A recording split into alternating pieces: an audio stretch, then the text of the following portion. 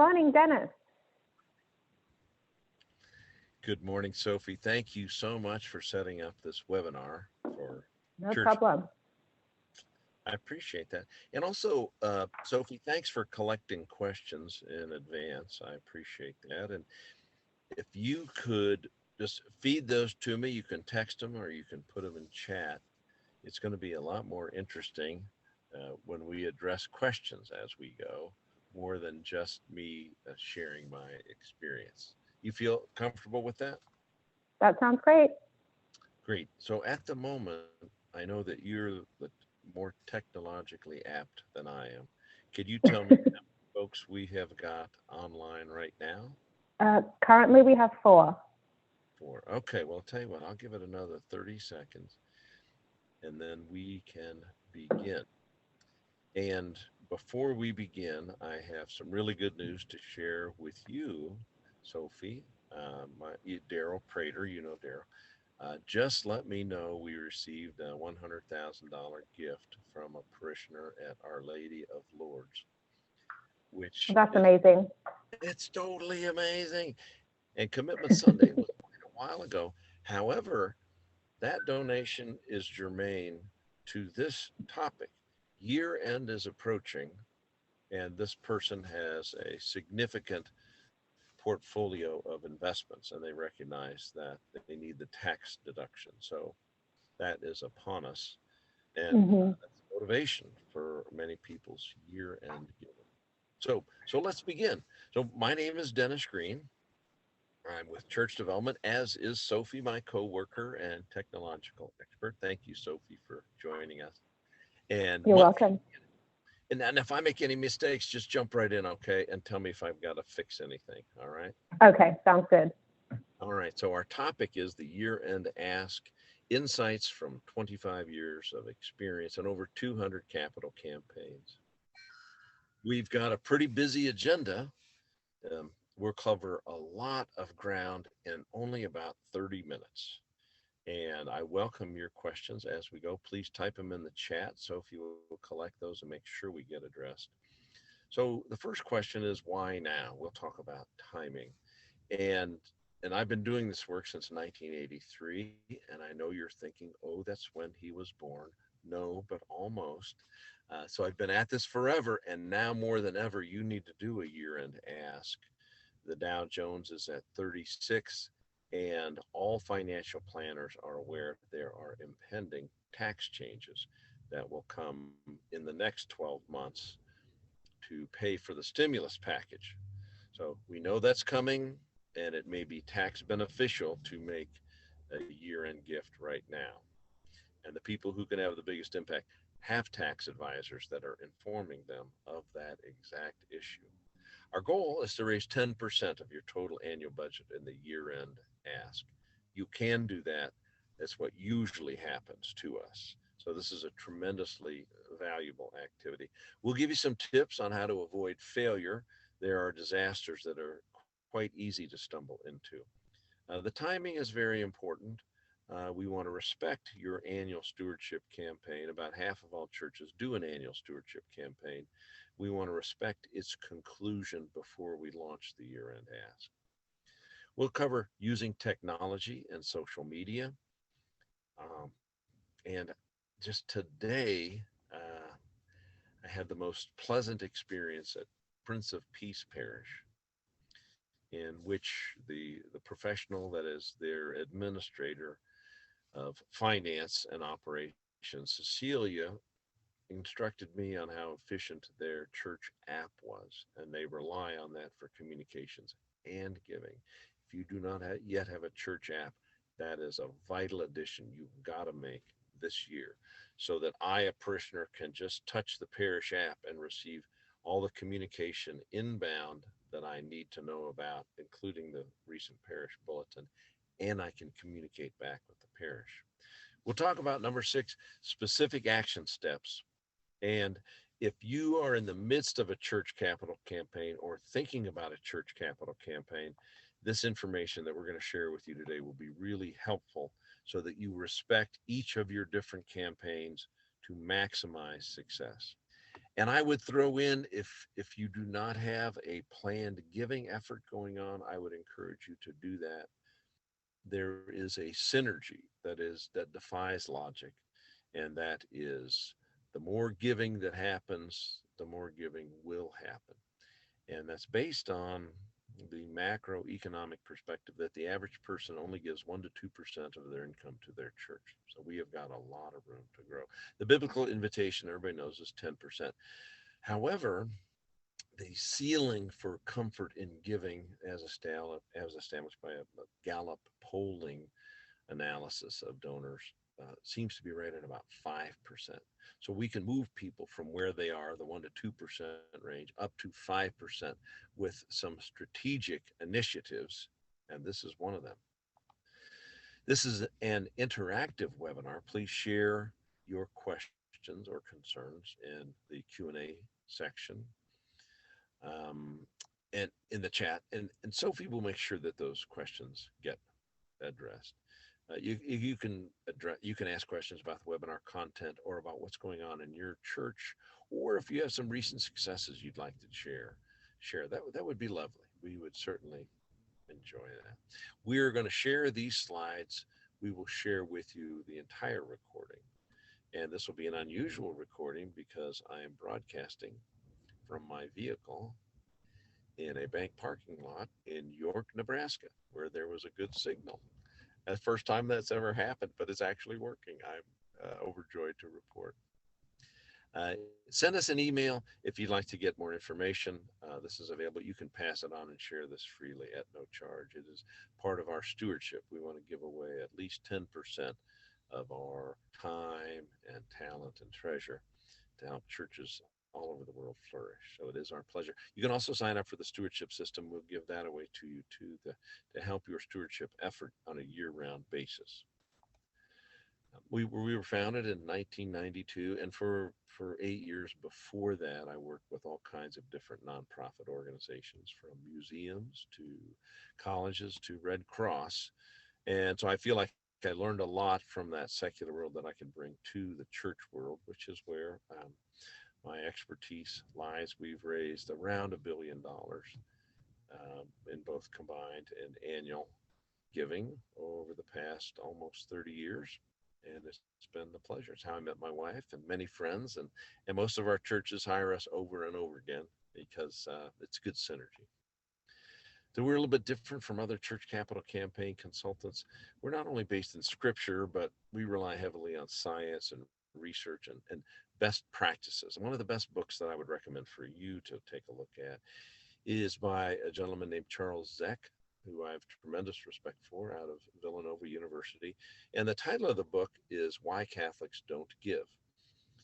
An engineer would call it failure analysis. And though he is Catholic, he is hypercritical of the Catholic culture around stewardship. And he has not only a real clear analysis of what went wrong, he has corresponding best practices that he would recommend. I'll mention other books as we go through this presentation today as well. Our approach, we recommend the ask is based in prayer and not pressure. Following some research that Zek did, we think the best ask is a percentage ask for both annual and church capital campaign giving. But really, the focus ought to be on prayer and discernment. We help each one of our pastors develop a prayer and discernment video that would guide their parishioners in making a big life decision that we hope apply here and to the rest of their life. Usually we have an increase in annual giving for 3 years afterward, and we stick around for 3 years and help a church establish an estate giving, a planned giving program that usually raises as much money as we do in a church capital campaign. We're based on 1 Peter 4:10. This is my favorite um, quote about stewardship. And it's really kind of the formula for life happiness as well. For secular support of this, you could look towards the book Flourish by an author named Seligman, or Flow by Mihaly Csikszentmihalyi. And really, the key to happiness in life is figuring out how God has blessed you, and then how you can be a conduit for those blessings. So 1 Peter 4:10 applies even to people who are atheist or agnostic. It really does seem to be the key to a pleasant life and health as well. Another book I would recommend is Give to Live by Gregory Lawson. In there, he cites research that indicates if a person gives more than 2% of their income away, they have an increased production of T cells in their immune system. Isn't that interesting? We've got a scientific marker that indicates that stewardship is good for the soul and good for the body. That's me.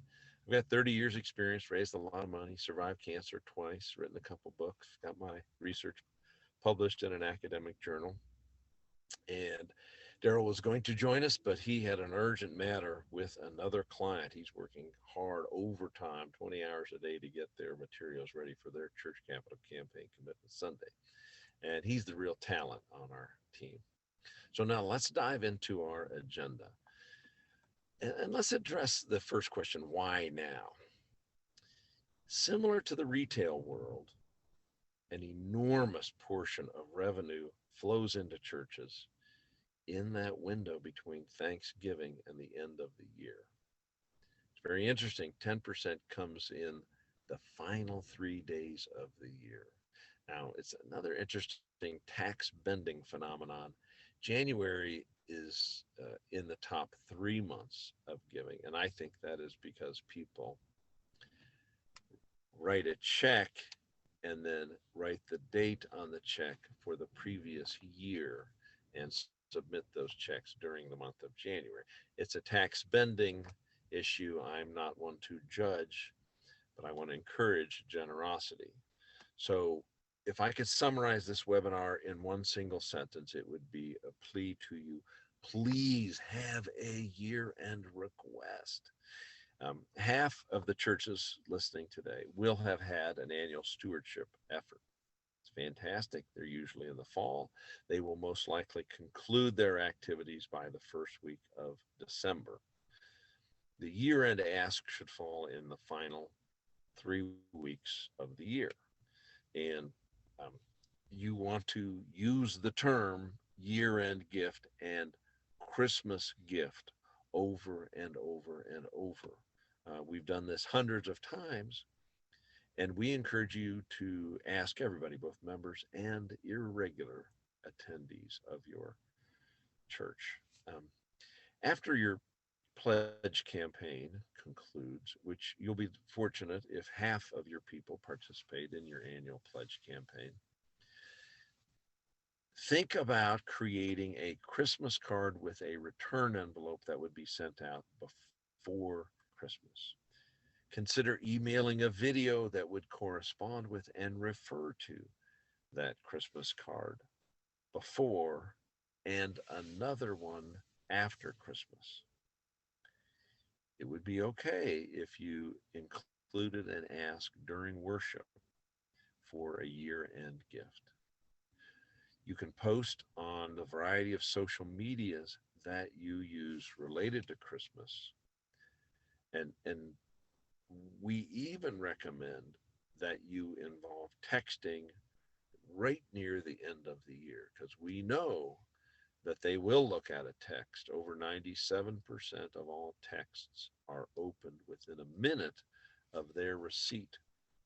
Now, the ideal circumstance would be you send a text, it has a link to your parish app giving page in the text where I can look at my phone when I hear the noise, I see the ask, and I punch the button to respond to link to the app, to the giving page where I can click and make a gift that moment.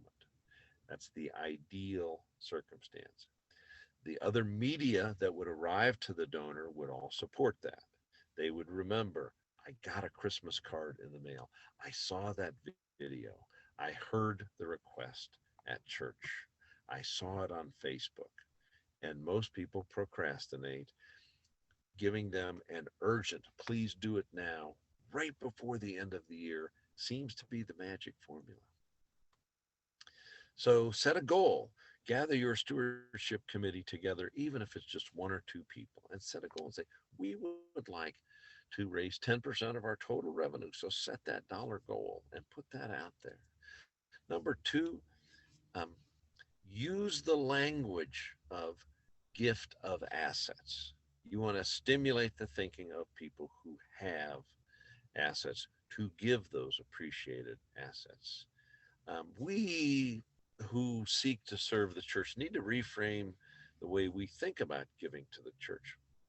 The leaders in fundraising really, we can think about them as competitors. Our colleges and universities, they're very well organized, they're very sophisticated, they do a great job, and they are always in the middle of a capital campaign.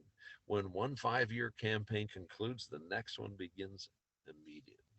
That works for them. We need to know that we're just as legitimate in asking for financial support as our colleges and universities. Um, Believe it or not, non-member giving is not only possible, but it happens to me all the time. The church world is changing. Denominational devotion is declining. People are more oriented towards choosing a church based on their affinity, their social affinity, their sense of community with the church. That is fascinating. And people are reticent to join. So I want you to be open to asking people who might have visited and ever given a penny to your church. You never know how the Spirit will move them. Now, I like the metaphor of the train wreck because it is so visceral and it's featured in films in the past in black and white. But the number one cause of failure is to do nothing. So please, I implore you, please do something, even if it is just a letter from the pastor that goes out into every household, even if it is just an announcement at Christmas Mass. Um, Another cause of failure is only asking once or only asking one way or making it difficult to give. I would really like you to change your website so that the button to give is evident at the top. So when I click on your website, I can give with the ease of a button. Click on the giving, it'll take me to the right page. I can click on the amount, I can click on my information, and I can do it all within a minute. Um, Many churches I have worked with make it very difficult to live, to give, and that's at your own peril. People want to be generous. I really like that quote from Saint Augustine, and I believe it was the year 400. Our hearts are restless until it rests in thee. And I do feel like we all have that inner need, that desire to connect to the divine, and we've got to facilitate that. So brand the message, make it simple. Make a Christmas gift to your church. Do it now. Here's how. Um, it's the best one I ever heard was when I heard a pastor say from the pulpit, please make a gift to your church as if it was a member of your family, because the church certainly considers you a member of the church family. And that touched me personally. And I thought, gosh, that's really true. I spend at least $100 on every member of my family on at Christmas. Gosh, why wouldn't I do that for my church, which is so very important to me? And and I will make a confession to you right now. I hope my wife is not listening, but I found the most magnificent Christmas gift for her. I found a young artist who's really good at making monochromatic portraits.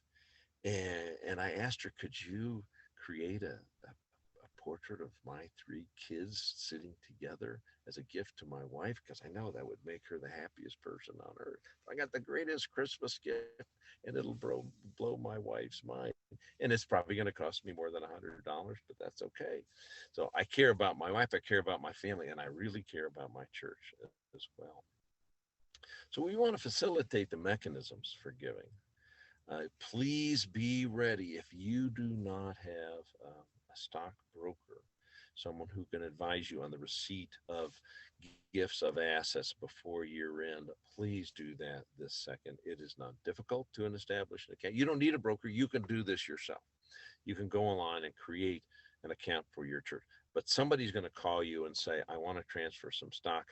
How do I do that? It needs to go to your finance person. It needs to be seamless. And it can be a 30-second transaction. Please set up a system to receive a gift by a debit or credit card. Please set up a Venmo account. That is the currency of the next generation. My children never carry cash. They use Venmo to pay each other. They might have 5 transactions per day between me and them, and between them and their friends as well.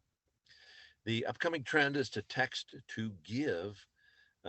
That will be the dominant way in the future. You might as well get accustomed to that right now. Now, if you do choose to send out a Christmas card, please include a return envelope in which a person can put a check. Checks are fading fast, but there is an age stratification where people still like to write checks. You know, like I know, Christmas attendance is at the top. So if you can get this out before Christmas and have that special envelope that's inside of the Christmas card, a lot of people like to write a check and put it in the basket at Christmas. They feel good. I mentioned the church app before. I would like you to do that. I would like you to have an app, and I would like you to develop it in 2022 if you do not have one. That should be top stewardship priority. Believe it or not, Bitcoin um, is an explosion of awesomeness in the giving world. Every day there is a story about a person who became extremely wealthy overnight by an accidental investment in Bitcoin, and now they're faced with tax issues, and they are allowed to give Bitcoin. So please establish an account so you can receive Bitcoin as a donation. At a minimum, we want to share the year-end ask on your website. So ask your web person to put a button at the top of your homepage that says, make a Christmas gift to your church. Click here. So you're going to have a lot of traffic to your website approaching Christmas worship times. People are going to go there to see what times are we going to be are available to us as a family to attend church. They're going to look. Please facilitate that. Allow them to go to that homepage and see the opportunity to make a year-end gift on the website. Text messaging requires that you gather everybody's phone. Please do that. Every year there needs to be a census improvement where you gather those phones. Um, I propose that you have a Christmas video from the pastor that has them dressed cheerily in their Christmas garb and maybe a Santa hat by a Christmas tree, in which they take just 1 minute to articulate by video the ask. We know the open rate for an email that has a video attached to it is enormously higher than email messages that do not have the video. Video is the currency of the future. I hope you have a YouTube channel for your parish. This is the technology and the location where that video should reside for ease of access and emailing out. Once it's established on a YouTube channel, it's very easy to insert that in your other social media. They facilitate that easily. Now, we're almost done, and I would welcome questions. I see that I got a question from Stephanie, or probably from Sophie that just popped up. And the question is, when does this not work? That's a great question. Nothing is perfect. And the answer is it always works.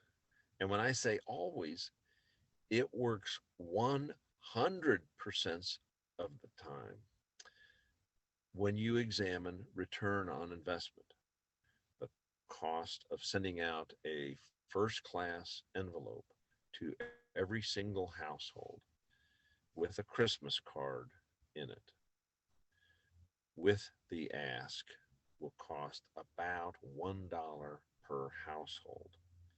At the most, $3 per household. And that's if you get a really nice card.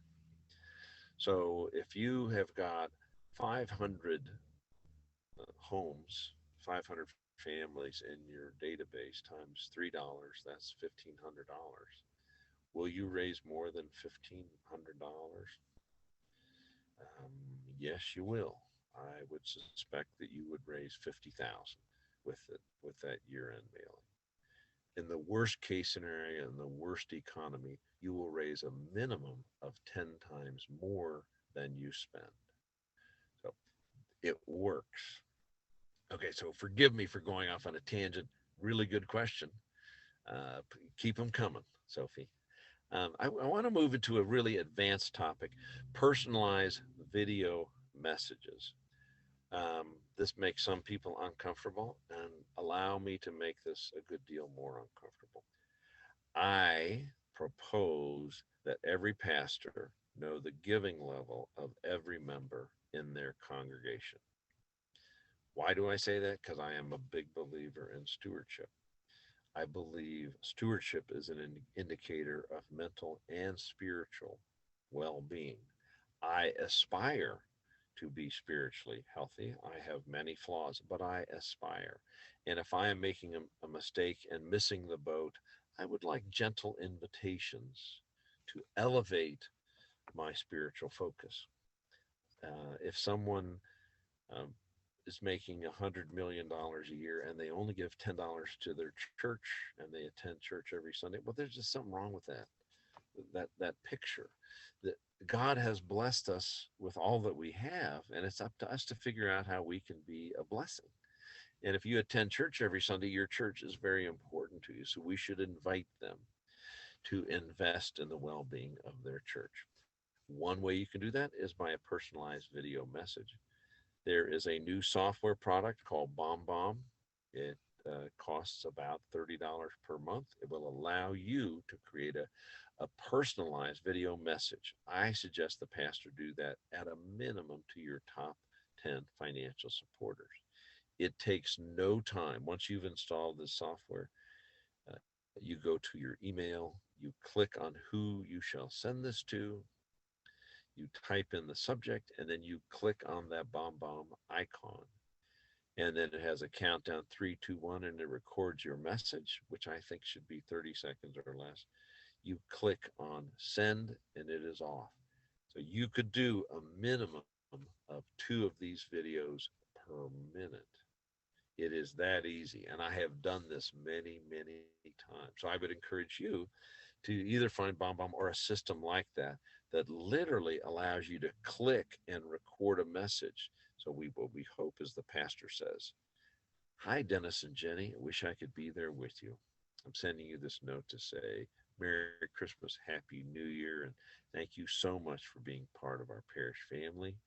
Attached below is an invitation to make a year-end gift to the parish. I hope you prayerfully consider that. God bless you. Bye bye." What was that? 10 seconds, 15 seconds, and it has an enormous impact. Now, the video ask, I would encourage a pastor to make a 1 minute video that's hosted on your YouTube channel that goes out to everybody. That's just basically says, "Merry Christmas. We survived COVID. Life is starting to return to normal. Hallelujah. Next year should be great. Your church is here for you. Please make a year-end Christmas gift to your church." Click on the link below. And if you'd like to, you can also click on that link that will take you to a way you can transfer stock right into the church account. And if you have that, you could also forward that to your financial advisor. Please do it now. We're 7 days before the end of the year. God bless you. Thank you. Now, that's less than a minute, and it really works. Generally, people like their pastors, and they are congruent with that ask. Okay, so another question just popped up. What if the pastor won't ask? I know that happens to me all the time. That's fine. I'm working with a stewardship volunteer, a fellow named Jason, and he's the best. He's very active. Get your Jason, who's the head of your stewardship committee, to do this exact same ask. So his message would say, "Hi, I'm Jason, the chair of the stewardship team," and the same exact message. So get somebody to do it, a human being. Pastor's best, but if the pastor won't do it, then say levy, move on. And I know I make people uncomfortable with this.